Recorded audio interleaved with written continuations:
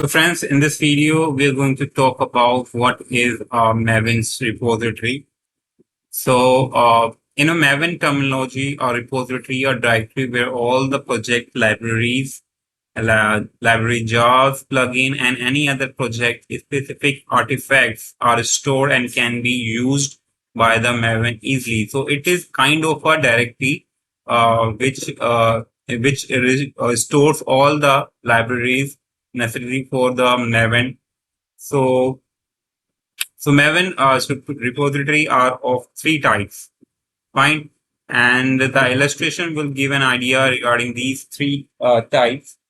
And the first one is a local. So it gets created when you run any Maven command for the first time. So it gets created when you run your first code in Maven.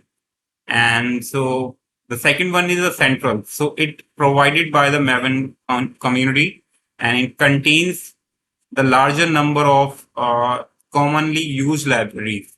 Fine. So central contains all the common libraries that can be used by the Maven community.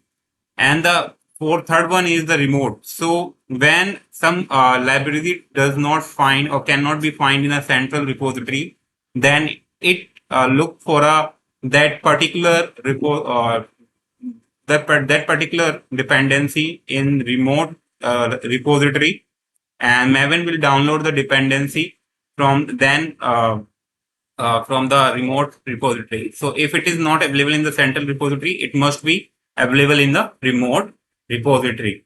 Fine. So these are the three types of the Maven repository. Hope you like it. Hope you understood. And thanks for watching. Bye bye.